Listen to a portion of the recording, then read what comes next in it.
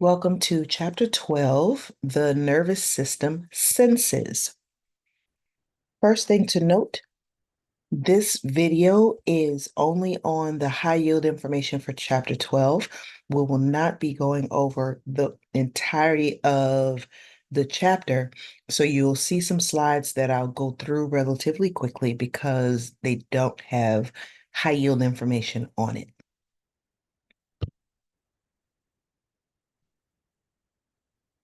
So the general characteristics of the sensory function of the nervous system.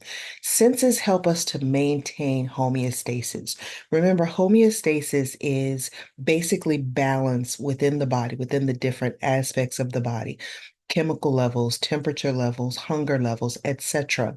By maintaining homeostasis, we are able to live as optimally in our bodies as possible because we use the information from the internal and external environment in order to make those changes. So our senses allow us to process what's going on in outside and inside our bodies so that if a change is needed or a change has occurred, we can adjust accordingly.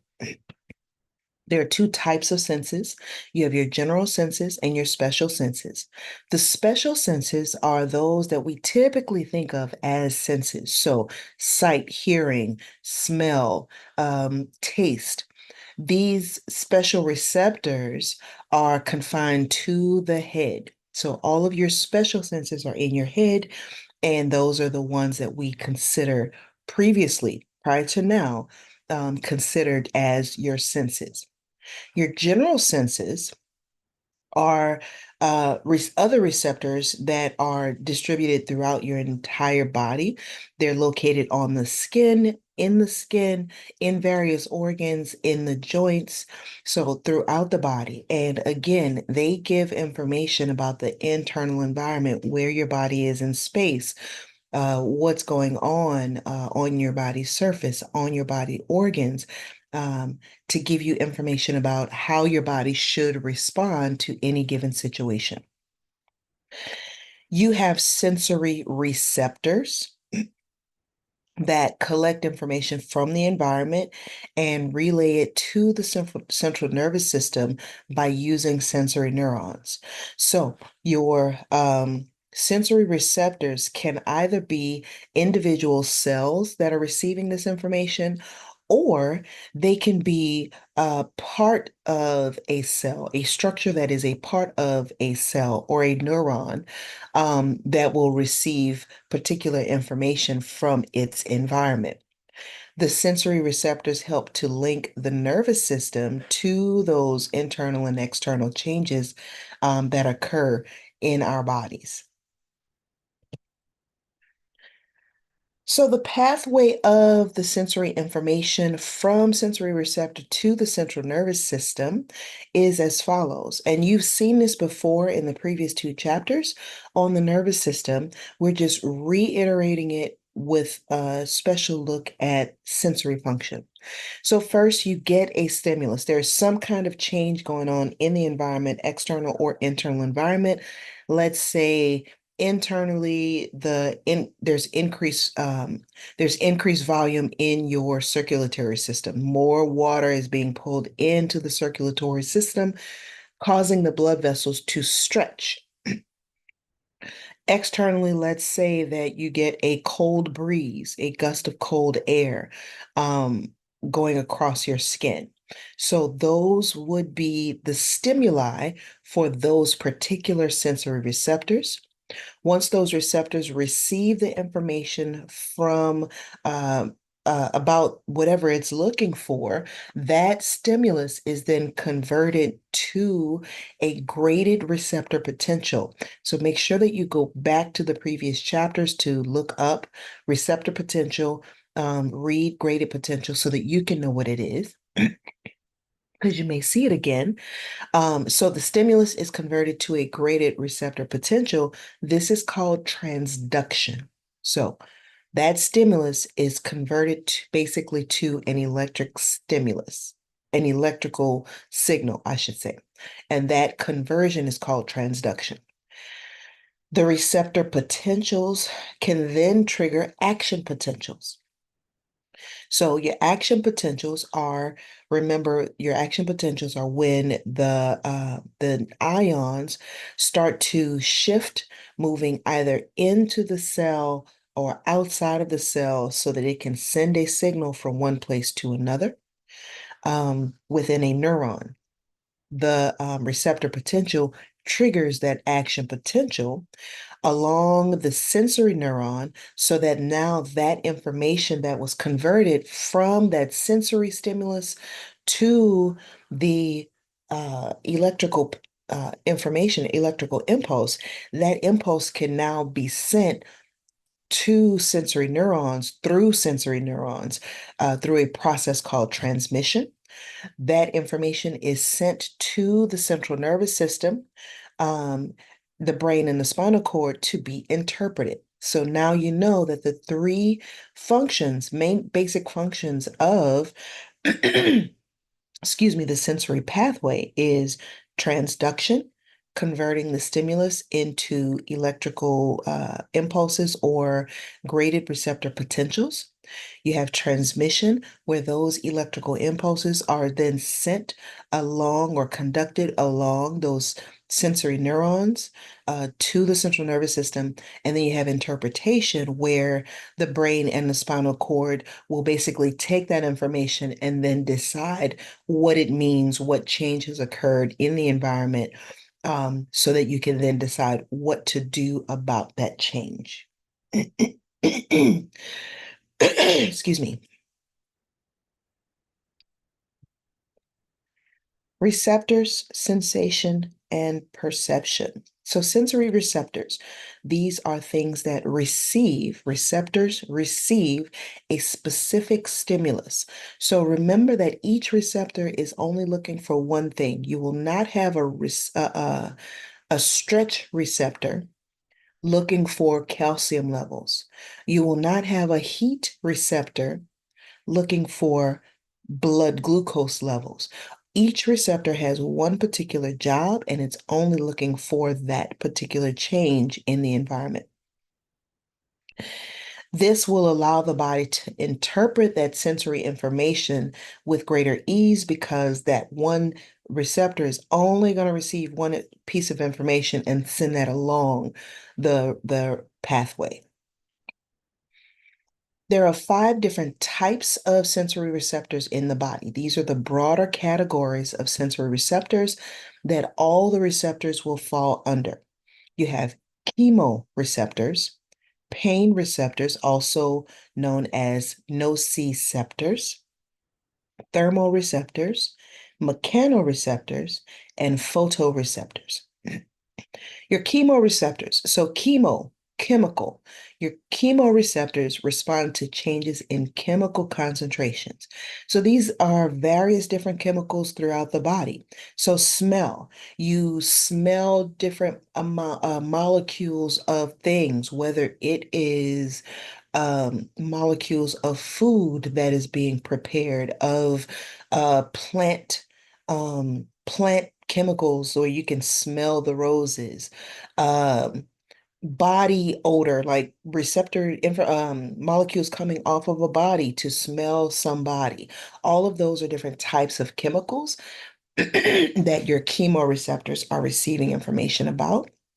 Um, Receiving information about the changes in concentration, because of course, when there's very little, you won't smell very much, or taste very much. And when there's a lot, you will taste and smell much more, because there is much more there and more receptors are being activated. You have nociceptors. This responds to tissue damage.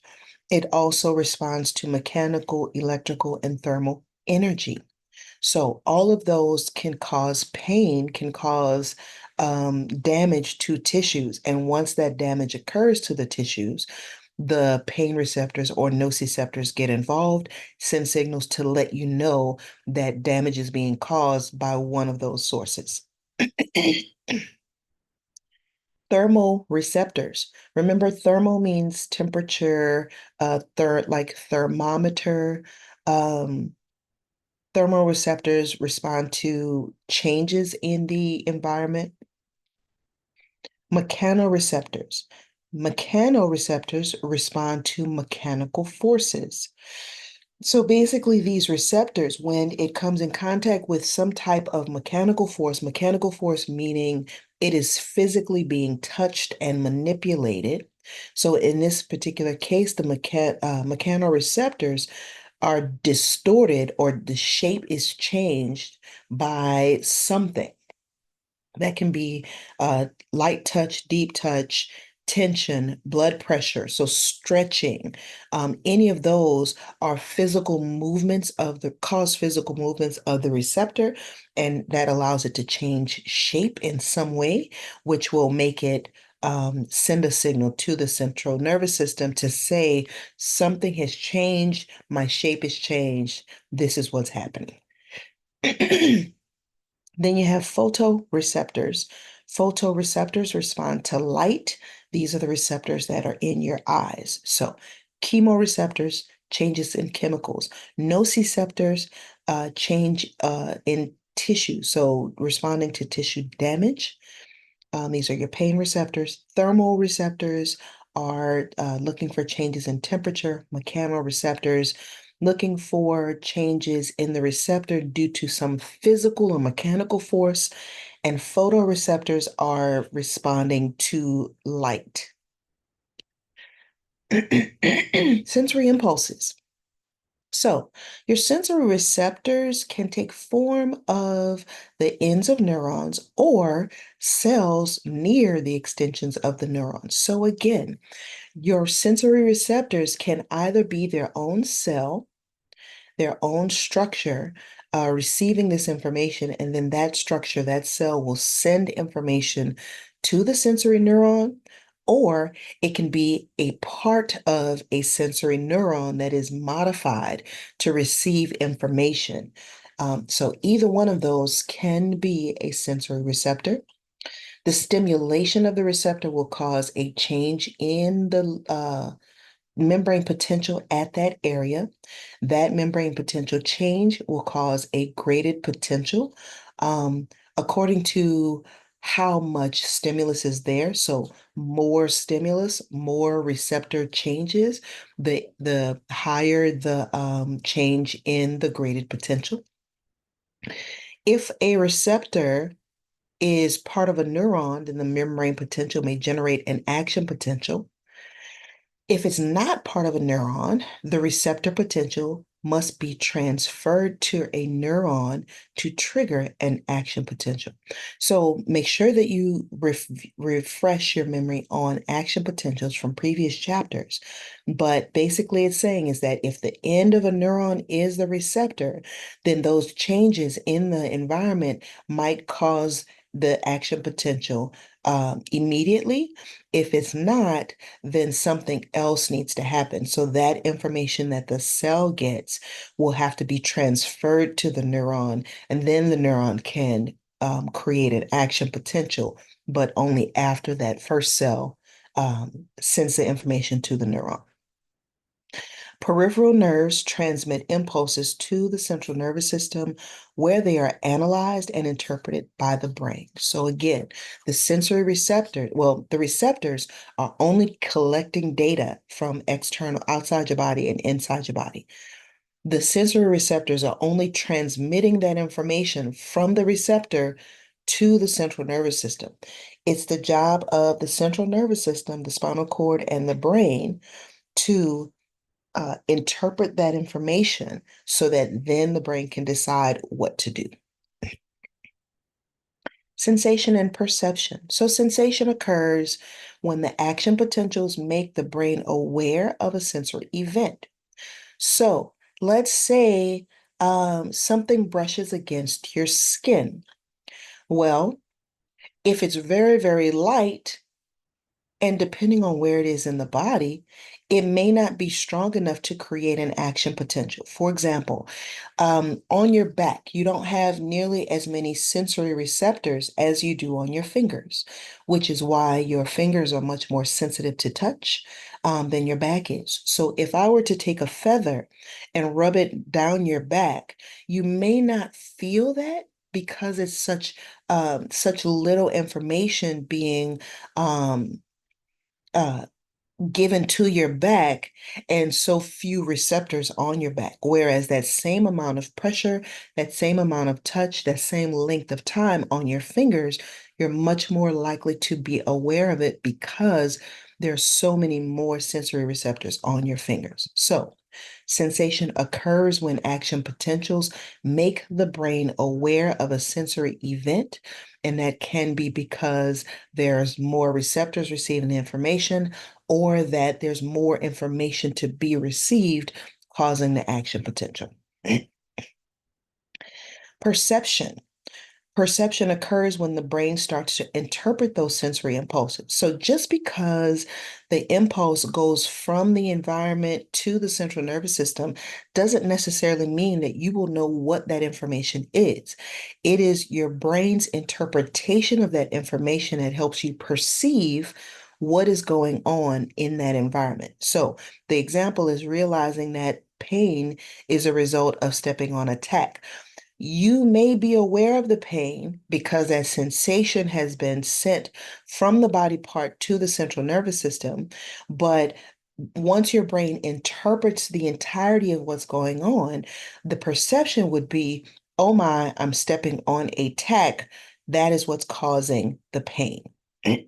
Projection. This is the process in which the cerebral cortex interprets the sensation as being derived from certain receptors. The brain will project a sensation back to the apparent source, which allows the person to locate the region of the stimulus. So if you were stepping on a tack, the reason why you know to pick up your foot and look at your foot, rub your foot, is because the brain projected that sensation back to the foot so that you can know that the pain was coming from your foot. Otherwise, if you stepped on the tack, the brain interpreted that it's pain from a tack, but did not project it back down to the foot, then you would know that there's a pain somewhere in your body, but you would not necessarily know where it came from. So, sensation, perception, projection.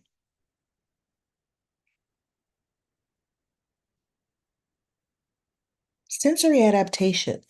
Adaptation, make sure you look up the word adaptation so that you can know what it means. But sensory adaptation is the ability to ignore unimportant or continuous stimulus.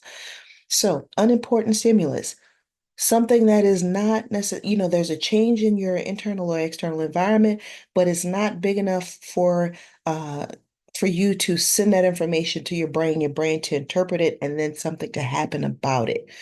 Or you're getting the same signal over and over again, and your brain doesn't want you to focus on that thing.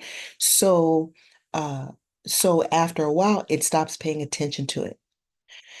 The next line says it involves a decreased response to a particular stimulus from the receptors, which is peripheral adaptation, or along the central nervous system pathways leading to the cerebral cortex, central adaptation. So please know the difference between peripheral and central adaptation.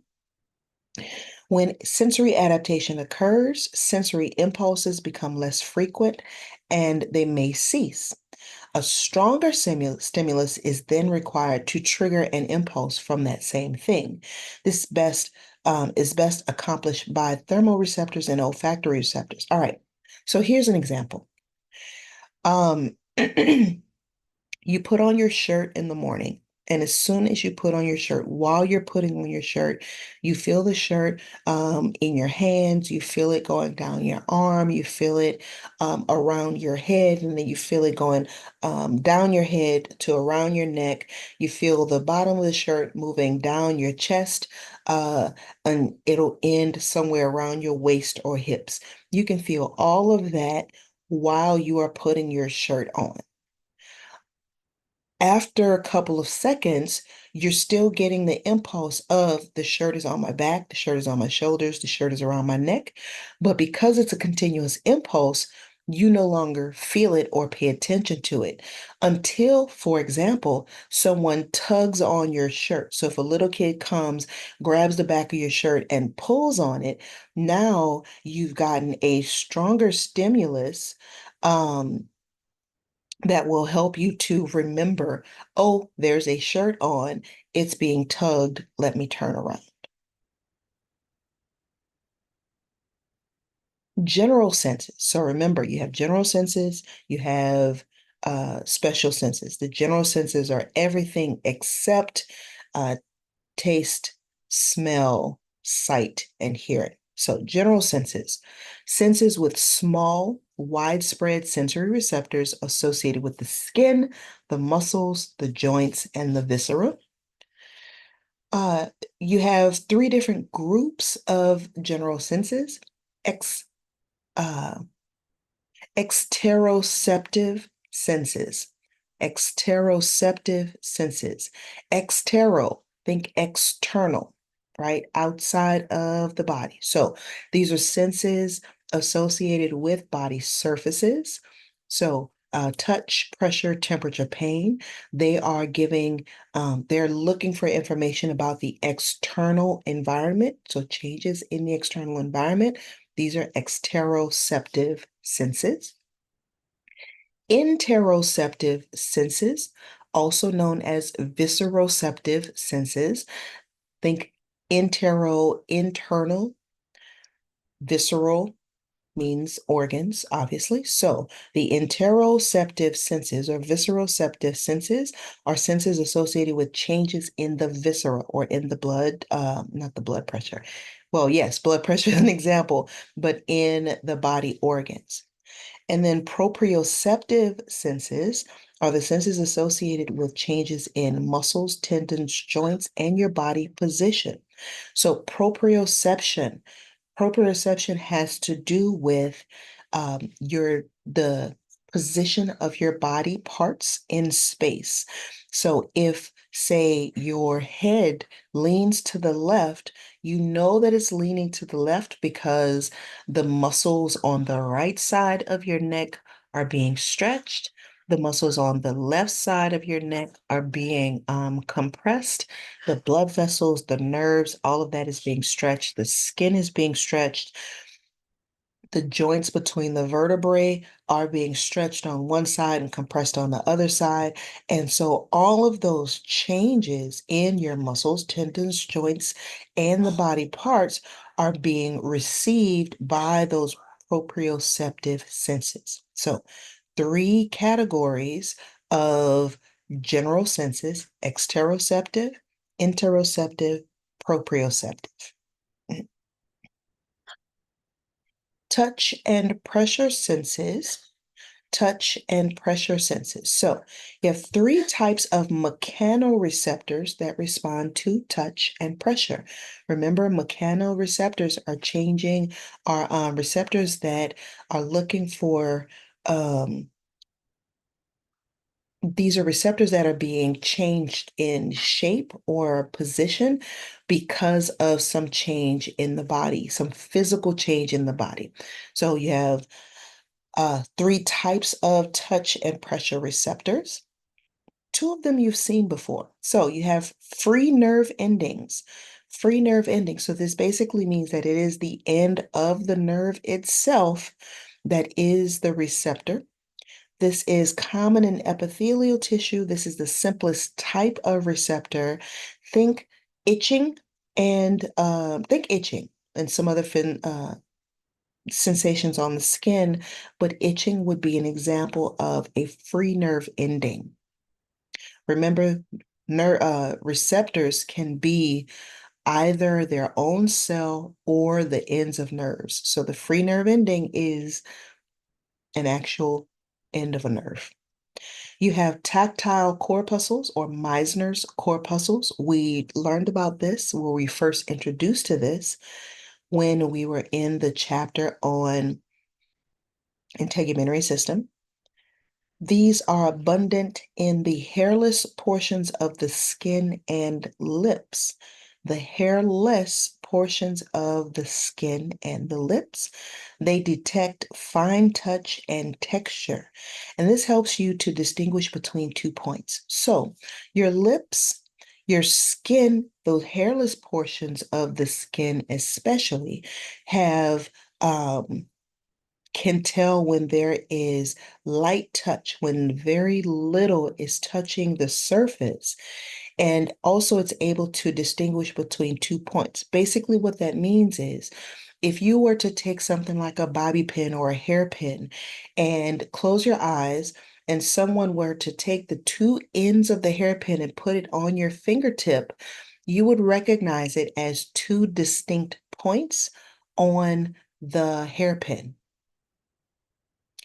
If you were to take that same hairpin and put it on your lip, you again should be able to tell that there are two distinct tips to the hairpin because you have more of these Meissner corpuscles on those hairless portions of your skin.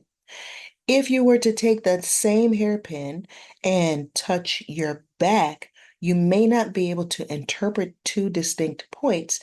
You may only be able to feel it as 1 point, one thing touching your back, touching and pressing in on your back. So, Meissner's corpuscles allow you to be able to distinguish between two distinct points that are closer together.